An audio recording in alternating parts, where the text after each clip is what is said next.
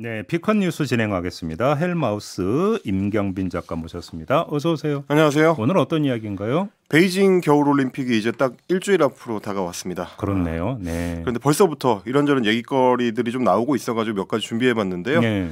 저희가 이제 사실 지난해 도쿄올림픽 때 피컨 뉴스 아이템을 많이 거기서 얻어가지고 감사한 마음이었는데 벌써 이제 기대가 좀 됩니다.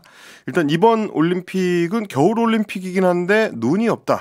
이게 도대체 무슨 일인지 먼저 오디오로 만나보시죠. 알파인 스키 경기장이 위치한 베이징 인근 옌칭구. 활강 코스를 제외하면 눈은 거의 찾아볼 수 없습니다. 대회장이 대부분 제설 작업을 통해 조성됐기 때문입니다. 영국 BBC는 옌칭 스키장 하나를 인공 눈으로 덮는 데만 120만 세제곱미터의 물이 필요하다고 추산했습니다. 올림픽 규격의 수영장 500개를 채울 수 있는 양입니다. 건조한 베이징의 지난 40년간 연평균 겨울 강수량은 7.9mm에 불과했습니다. 베이징 동계올림픽은 100% 인공눈으로 치르는 첫 대회가 될 전망입니다. 말 그대로 지금 뭐 리포트 나온 대로 자연눈이 아니라 인공눈 뿌렸다 이런 거잖아요. 그렇습니다.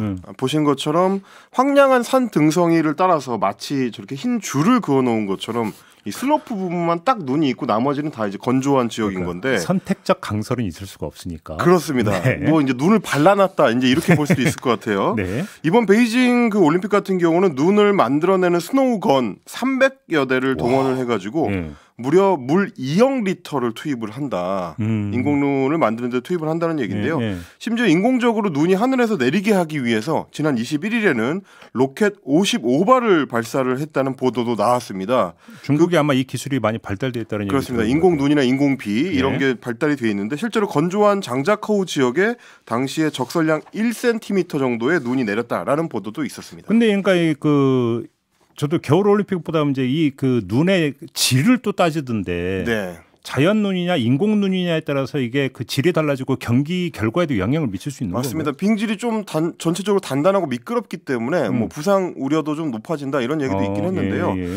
이제 한편에서는 또 환경 문제를 걱정하는 목소리도 나옵니다.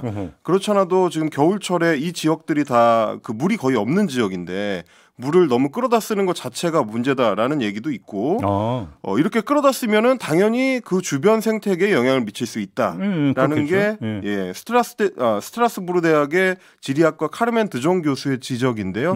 그리고 일단 만들어냈던 그 눈이 다시 녹은 뒤에도 좀 문제가 생길 수 있다. 이런 얘기도 있었습니다. 물이 되어 어디론가는 흘러가야 된다는 얘기니까. 그렇습니다.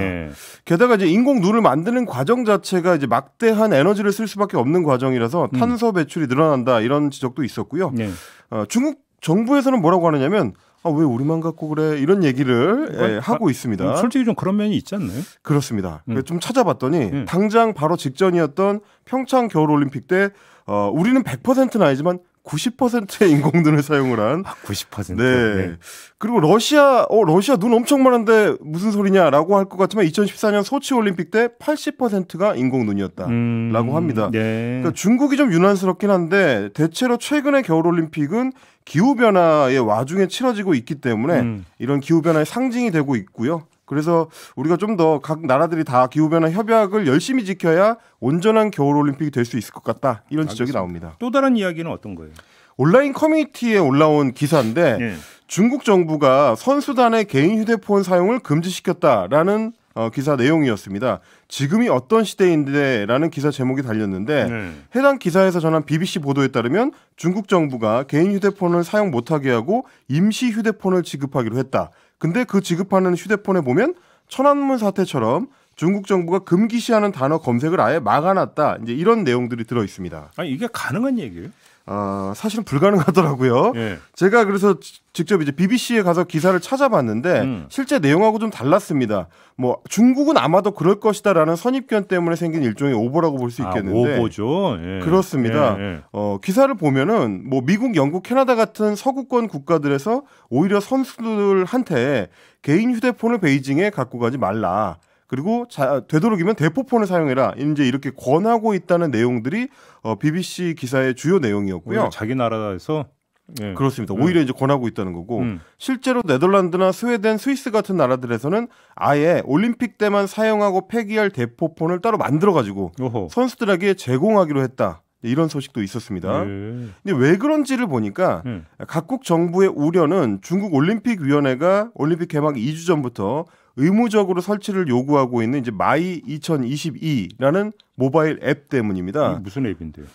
누구나 지금 애플 앱스토어나 이 구글 스토어에 들어가면은 다운로드 받을 수가 있는 건데 원래 만들어졌을 때는 뭐 올림픽 소식을 전하기도 하고 본 목적은 선수들의 건강 상태를 기록해서 이 방역에 도움을 주겠다라는 내용입니다.